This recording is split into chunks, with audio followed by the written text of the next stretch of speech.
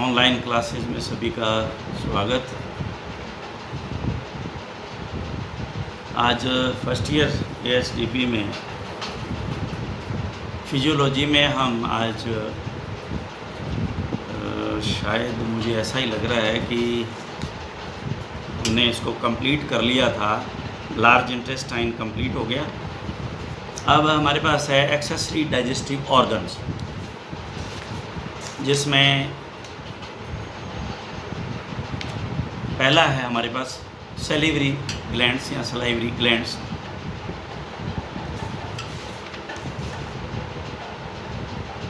Yes, यही है। मुख्य रूप से तीन जो है लार ग्रंथ इम्पोर्टेंट है और इनको याद भी कर लें।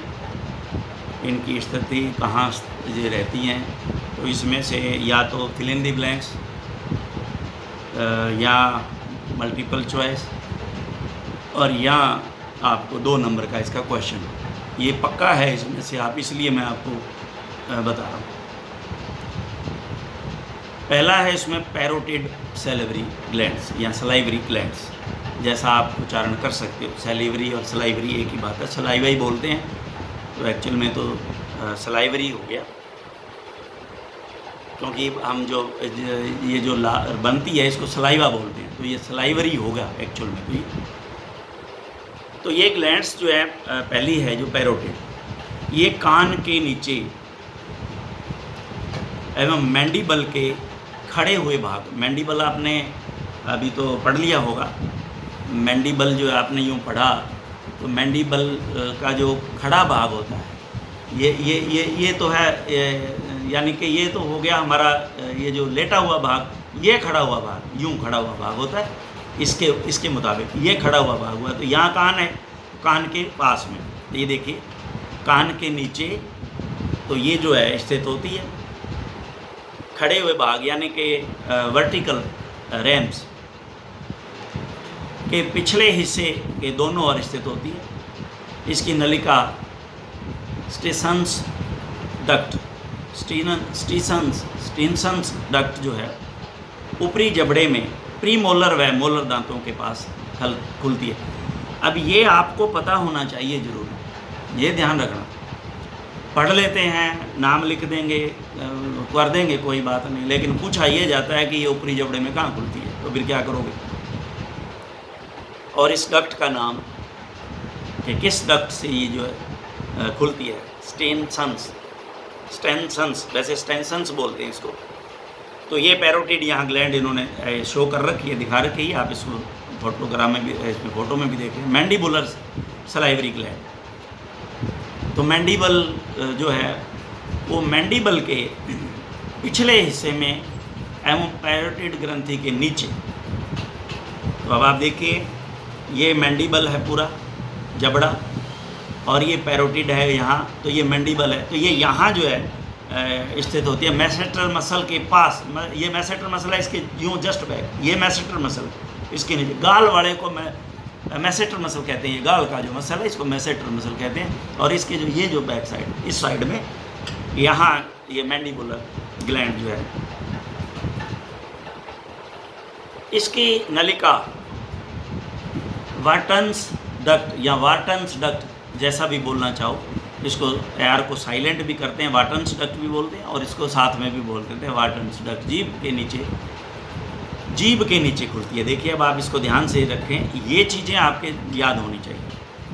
सब लिंगुअल, सब का मतलब नीचे और लिंगुअल का मतलब ये जो जीभ है, ये जीभ की अधर पार्श्व सतह वेंट्रोलैटरल सरफेस पर पाई जाती है, तथा इनकी नलिका भी वहीं खुलती है, वहीं सब लिंगुअल स्पेस वहीं उसी पे ही खुलती है। वेंट्रोलैटरल सरफेस, वेंट्रो का मतलब होता है डोर्सल वेंट्रल, तो जीभ का जो है वो नीचे तो हो गया वेंट्रल, ऊपर वाला डोर्सल, और लेटरल यानी साइड में, तो ये वेंट्रोलेटरल सरफेस पर पाई जाती है जीभ के, तथा इसकी नलिका भी वहीं खुलती है। इनके अलावा लिंगुअल, बक्कल व फेरेंजियल लार ग्रंथियाँ भी पाई जाती है, परंतु ये इतनी महत्वपूर्ण नहीं होती हैं। अब इसमें जो महत्वपूर्ण बात है संपूर्ण लार की पीएच ये पूछी जाती है, अंडरलाइन कर लेना इसको, लगभग 8 के करीब यानी क्षारीय होती है तथा इसमें म्यूसिन व बाइकार्बोनेट आयन अधिक मात्रा में पाए जाते हैं। बाइकार्बोनेट और म्यूसिन, अब ये म्यूसिन तो इसको लसा लसा बनाने के जो है विशेष तौर से लुब्रिकेंट इसको करने के ताकि निगला जा सके, उसके ज़्यादातर काम में आता है। अब लार्वा के कार्य जो फंक्शन ऑफ सलाइवा, लार के कार्य फंक्शन ऑफ सलाइवा। लार में उपस्थित म्यूसिन नामक पदार्थ भोजन को ये चिकनाई प्रदान करता है जिससे भोजन को चबाना व निगलना आसान हो जाए, यानी कि लुब्रिकेंट के रूप में। लार स्वयं में उपस्थित बाइकार्बोनेट आयनों के कारण भोजन की पीएच को सामान्य बनाए रखने यानी कि बफरिंग कैपेसिटी का कार्य करती है। बफरिंग सिस्टम ये है कि मेंटेन द पीएच, बफर कहते हैं बफर को, मेंटेन द पीएच बराबर जो है उसकी पीएच को मेंटेन रखा जाए, सामान्य रखा जाए। लार रुमन में उपस्थित सूक्ष्म जीवियों माइक्रोफ्लोरा के लिए पोषक तत्व प्रदान करती है। रुमन के अंदर जो माइक्रोफ्लोरा होते हैं उनका, ताकि वो बढ़ें, और जब बढ़ेंगे तभी फर्मेंटेशन होगा। लार रुमन में पहुंचने के बाद इस प्रकार का माध्यम बनाती है जिससे फ्रोथ जो है पैदा होती है, झाग बनती है, जिससे मैक्सिमम जो है वो स्पेस मिल सके और फर्मेंटेशन हो सके। भोजन पदार्थों के स्वाद का पता लार में घुलने के बाद ही चलता है, तो ये स्वाद के लिए भी बहुत ही इम्पोर्टेंट है। कुछ पशुओं में जैसे कुत्ता, बिल्ली आदि में कार्बोहाइड्रेट को पचाने वाला एंजाइम सलाइवरी एमाइलेज पाया जाता है जो स्टार्च के पाचन में सहायता करता है। तो अब ये देखें कुत्ता और बिल्ली, क्योंकि बिल्ली चूहा भी खा लेती है और कुत्ता भी नॉनवेज खा लेता है, तो अब ये उनके अंदर एक कोई एक्स्ट्रा चीज़ तो चाहिए ना, जो कार्बोहाइड्रेट। अभी ऐसे जानवर जो दोनों चीज़ें खाते हैं, रोटी भी खाते हैं और जैसे बिल्ली दूध भी पीती है, तो ये जो इनको पचाने के लिए क्या होता है कि कार्बोहाइड्रेट को पचाने वाला एंजाइम जो है इसके अंदर यहाँ पे सलाइवरी अमाइलेज जो है वो अंडरलाइन कर लेना इसको, तो वो स्टार्च के पाचन में सहायता करता है। लार का मुख्य कार्य आहार नाल की आंतरिक परत, यानी कि ये, अब इसको वेरी वेरी इंपॉर्टेंट में लिख लें। 2 जगह मैंने वेरी वेरी इंपॉर्टेंट लिखवाया था इंटेस्टाइन में। एक तो अब ये इंटेस्टाइन को जब ये इतना कुछ मांस जो खाते हैं लोग वो भी पचा लेते हैं, तो एक इंटेस्टाइन भी, ये भी तो एक मांस का टुकड़ा है, ये क्यों नहीं पचती हो? तो मैंने उसमें ये बताया था जो म्यूकस जो सिक्रीट करती है तो वो उसमें परत बना देती है और वो उनसे जो है उसको बचाती है। तो इसी तरह से ये जो म्यूकस मेम्ब्रेन को आहार नाल की आंतरिक परत म्यूकस मेम्ब्रेन को सूखने वह विभिन्न रसों की रासायनिक प्रक्रिया से बचाती है, यानी कि पचने से बचाती है, यूँ ही मान लो इसको आप, नहीं तो उन पर रासायनिक क्रिया हो जाए तो वही पच जाए। तो ये हमारे पास था, इसको सैलिवरी ग्लैंड भी बोलते हैं, सलाइवरी ग्लैंड भी बोलते हैं, जो आपको उपयुक्त लगता है। तो इसका पाया जाना, और ये अब है हमारे पास लिवर। यह सबसे बड़ी, तो आप बताए थे खाने का करिए, यह सबसे बड़ी सहायक पाचन ग्रंथि है तथा इसके साथ ही शरीर का सबसे बड़ा आंतरिक अंग। पहले तो इसे अंडरलाइन कर लो, ये सबसे बड़ी सहायक पाचन ग्रंथि है। सबसे बड़ी पाचन ग्रंथि का नाम फिल इन द ब्लैंक्स लिखो, तो ये आपका लीवर, इसमें लार्जेस्ट इंटरनल ऑर्गन भी है। शरीर में पाचन व उपापचय क्रियाओं में इसका बहुत महत्वपूर्ण योगदान होता है। तो इसमें हम पहले तो लीवर से हमें ये तो ज्ञात है कि देखिए लीवर क्या करता है, जो ग्लूकोज एक्सेस होता है उसको ग्लाइकोजन में चेंज कर देता है, और जब उसकी आप ज़रूरत होती है तो ग्लाइकोजन को ग्लूकोज में चेंज हो जाता है और ब्लड में चला जाता है। तो अब देखिए यहाँ पे ये जो नज़र आपको डायग्राम दिखाया गया है, इसके अंदर लीवर के अंदर ये किस तरह से प्रक्रिया चलती है ग्लूकोज की, ये आप देखें। एक तो हमने जो खाया और वो ब्लड के अंदर जो है वो ग्लूकोज के रूप में चला गया, और एक्सेस जो है क्या होता है वो लीवर में चला जाता है, ग्लाइकोजन के रूप में इकट्ठा हो जाता है। तो अब दो तरफ से ग्लूकोज आएगा, एक तो इसमें ब्लड से आएगा, एक अगर मान लो ब्लड से कम है तो ये ग्लाइकोजन से ग्लाइकोजन स्टोर है लीवर में, वहाँ से आएगा। तो यहाँ ये दर्शाने का ये मतलब है इनका। तो ये फिर क्या होता है, इसमें जो क्रिया चलती है वो है इसको ग्लूकोज 6 फास्फेट में कन्वर्ट करता है, और ये इसको फ्रक्टोज 1,6 डाइफास्फेट में कन्वर्ट करने के बाद में ये ट्राईफास्फेट में कन्वर्ट हो जाता है। और ट्राईफास्फेट जो है वो एक तरफ तो ये देखिए ट्राईफॉस्फेट जो है इधर तो ग्लिसरॉल में कन्वर्ट होता है, और ग्लिसरॉल जब इसमें ट्राईफॉस्फेट में आता है तो ये देखिए ये रिवर्स क्रिया दिखाई हुई है। तो यहाँ ये पायरुवेट बनता है, ये पायरुवेट है। जो पायरुवेट से अब ये सारा मेटाबॉलिज्म चल रहा है एक्चुअल में।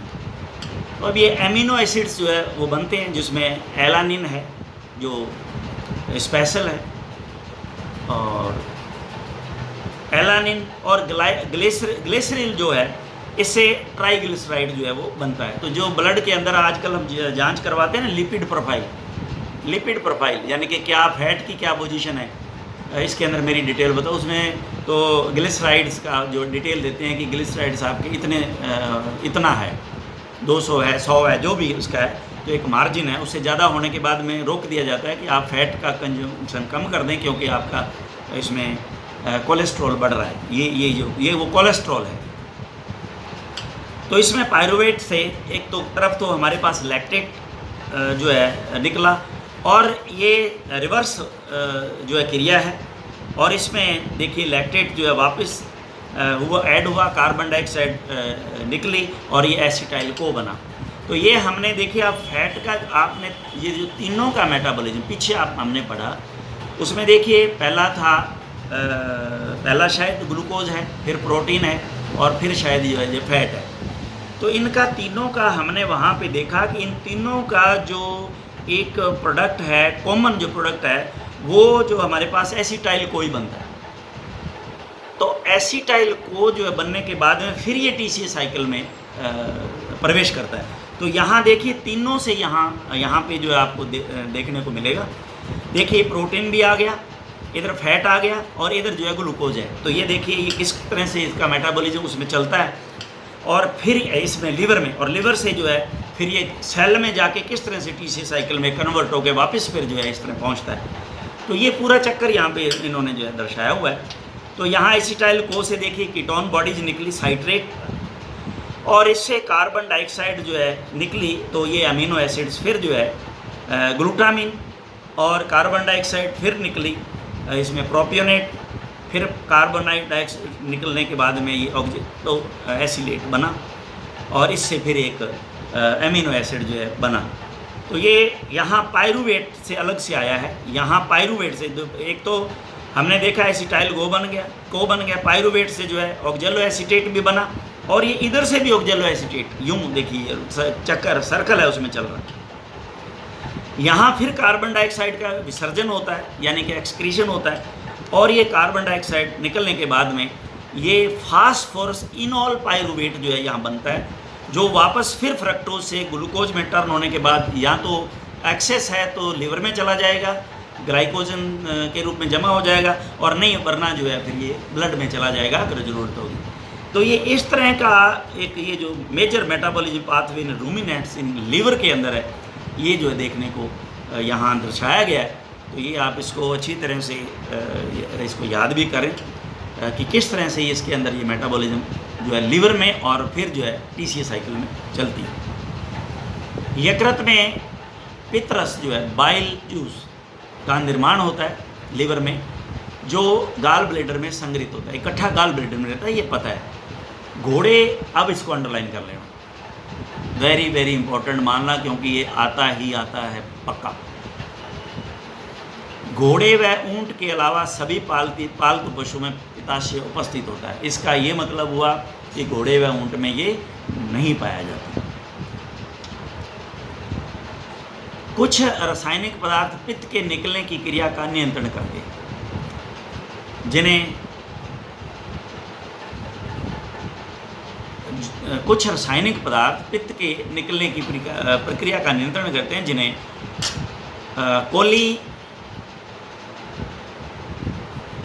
कोलीरेटिक्स कहते हैं, कोलीरेटिक्स कहते हैं, जैसे बाइल साल्ट, सिक्रेटिन और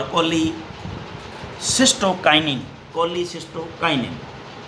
तो ये वो रसायन है जो पदार्थ, ये जो पित्त को निकलने की प्रक्रिया को कंट्रोल करते हैं। यकृत की नलिका, अब ये याद कर लेना, ये जरूर ही पूछा जाएगा पक्का। देखिए यहाँ एक तो यकृत की नलिका होगी जिसको हेपेटिक डक्ट बोलते हैं,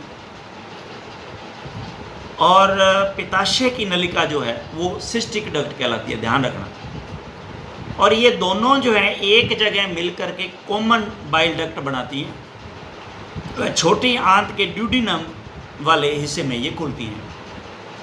अब यहाँ मैं क्यों ये बताना चाह रहा हूँ आपको, इसका आपको पता जरूरी होना चाहिए, क्योंकि आपने सुना होगा कि ये जो पित्त है, ये पित्ता है, जो इसको पित्ता बोलते हैं गांव में, बोले पित्ता में पथरी पड़ गई।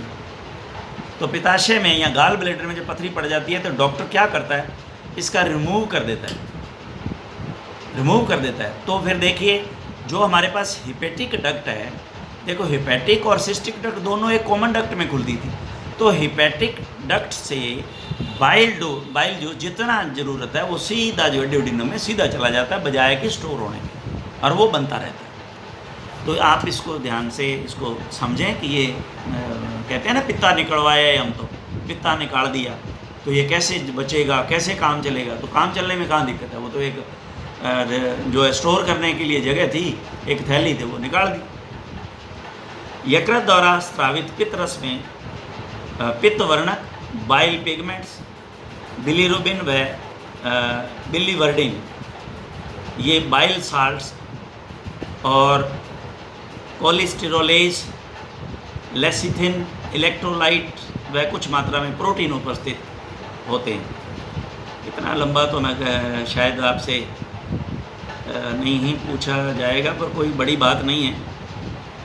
ध्यान देना तो बहुत ही ज़रूरी है कि क्या क्या इसके अंदर जो है बाइल जो पिगमेंट्स हैं, पित्त वर्णक जो है पित्त रस में क्या क्या होते हैं, देखिए है ना। बाइल पिगमेंट्स, बिलीरुबिन व बिलीवर्डिन, ये दो नाम जरूर याद कर लेना। कई बार क्या पूछा जाता है, ये पूछ लिए जाते हैं कि आप बताइए कि इसमें पित्त रस में कौन कौन से जो है वो बाइल पिगमेंट होते हैं। तो ये दो हैं, बिलीरुबिन और बिलीवर्डिन, ये ज़रूरी है, इसको आप अंडरलाइन करें।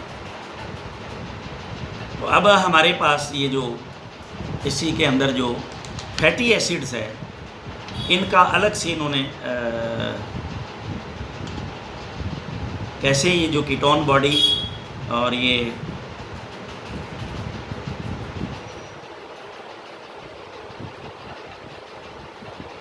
कैसे ये तैयार हुई, ये कैसे चेंज होती हैं, एसीटोन कोई कहते हैं।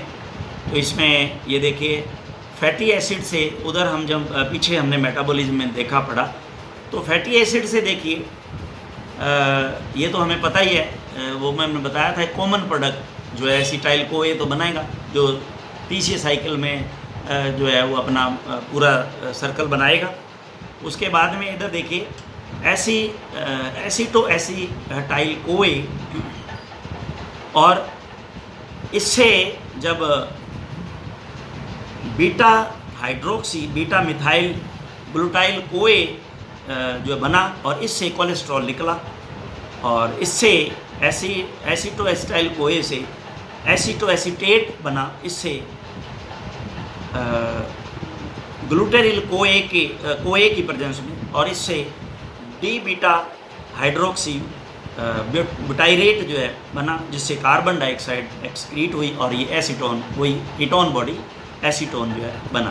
तो ये प्रक्रिया फैटी एसिड से एसीटोन जो है वो या कीटोन बॉडी कैसे तैयार होती है, ये हमने इसमें जो है देखा। कोई बहुत छोटी सी बात है, इसमें कोई लंबी कहानी नहीं है, बहुत अच्छे तरीके से इसको जो है वो समझाया गया है। और एसीटो एसीटेट से वापस फिर वही एसीटो एसिटाइल कोए बन जाता है, और इधर जो है एसीटोन। तो इस तरह से ये पूरा का पूरा चक्कर इन्होंने इसमें दिखाया है। अब हमारे पास ये अब नेक्स्ट जो है हम एक अग्नाशय को और आज कर लेते हैं, क्योंकि फिर हमारे पास आहार नाल में पाचन रह जाएगा, डाइजेस्शन इन गैस्ट्रो इंटेस्टाइनल ट्रैक्ट। अग्नाशय पैंक्रियास, ये भी एक, इसको अंडरलाइन कर लें, ये महत्वपूर्ण ग्रंथि है, इसकी आपको पूरी नॉलेज होनी चाहिए कि इसमें, क्योंकि इसके बारे में तो पूछा ही जा सकता है 2.5 नंबर का। यह भी बहुत महत्वपूर्ण सहायक पाचक ग्रंथि है जो दोहरा कार्य करती है, क्योंकि ये एक तो एंडोक्राइन और एक्सोक्राइन दोनों तरह की एक्सक्रीशन है इसका, क्योंकि एक्सोक्राइन भी है ये, और क्योंकि वो ड्यूडिनम में खुलती है, मैंने पीछे भी आपको शायद इस बात के बारे में बताया, और एंडोक्राइन भी है। अंदर भी ये ब्लड के अंदर सीधा इंसुलिन जो है वो हम जैसे वो इंजेक्शन बाहर से लेते हैं ना शुगर कंट्रोल के लिए, तो वो ये स्रावित करती है। तो इसके एंडोक्राइन व एक्सोक्राइन 2 भाग होते हैं। अंतःस्रावी भाग से कुछ महत्वपूर्ण हार्मोन इंसुलिन और ग्लूकेगॉन स्रावित होते हैं। तो ग्लूकेगॉन को आप यूँ याद कर लो, ग्लूकोज को बाहर निकालने वाला या कम करने वाला है, कि गॉन कहते हैं ना, कहते हैं शुगर, बोले शुगर गई, ठीक होगी, किससे? ग्लूकोगॉन, बोले जी ग्लूकोज गई, शुगर गई, ग्लूकेगॉन। तो ये इसको आप इस पर याद कर सकते हो, ग्लूकेगॉन इंसुलिन होते हैं, इनको दोनों को अंडरलाइन कर लो पक्का। वह बहिर्स्रावी भाग से अग्नाशय रस, वो तो है ही, पैंक्रियाटिक जूस जो स्रावित होता है, और ये अग्नाशय से निकलने वाली नलिका को पैंक्रियाटिक डक्ट जो है वो कहा जाता है, और वो आपको पता है कि ये ड्यूडिनम में खुलती है। अग्नाशय रस में निम्न पदार्थ पाए जाते हैं: एंजाइम प्रिकर्सर्स, एंजाइम प्रिकर्सर्स वो कहें, ट्रिप्सिनोजिन व काइमोट्रिप्सिनोजिन। सक्रिय एंजाइम जो है जैसे pancreatic amylase, pancreatic lipase, carboxy peptidase, DNAs and RNase. और इसके अंदर पॉजिटिव और नेगेटिव, यानी कि ये क्या है, धनायन और ऋणायन, यानी कि पॉजिटिव नेगेटिव। सोडियम क्लोराइड, ये जो पोटेशियम और कैल्शियम, और उसके बाद जो है ये जो हमारे पास बाइकार्बोनेट और क्लोर। अग्नाशय रस की pH 7.5 से 8, ये इसको भी अंडरलाइन जरूर करो। देखिए, एक pH तो फिल इन दी ब्लैंक्स में ज़रूर पूछी जाएगी, चाहे रोमन की पूछ ली जाए, चाहे पैंक्रियाटिक जूस की पूछ ली जाए, और चाहे जो है वो सलाइवा की पूछ ली जाए। एक तो 100% आएगी, एक नंबर इसमें पक्का है के करीब होती है। और यह आमाशय से आए हुए भोजन, इसको काइम कहते हैं, काइम की अम्लता को कम कर देता है, जिससे विभिन्न एंजाइम क्षारीय माध्यम में अपना कार्य आसानी से कर सकते हैं। तो ये देखिए, ये काइम जो आया उसे स्टोमक से हमारे पास, तो उसको जो है ये काइम कहते हैं, और ये इसके अंदर इसकी अम्लता को कम कर देता है। तो क्षारीय में वो जो आसानी से जो है कार्य हो सकें, जो अपना कार्य आसानी से हो सके एंजाइम का। तो अब ये हमारे पास नेक्स्ट हम हमारे लेक्चर के अंदर आहार नाल जो हम पढ़ेंगे, डाइजेशन इन गैस्ट्रो इंटेस्टाइनल ट्रैक्ट, ये हम नेक्स्ट हमारे लेक्चर में लेंगे। Thank you very much.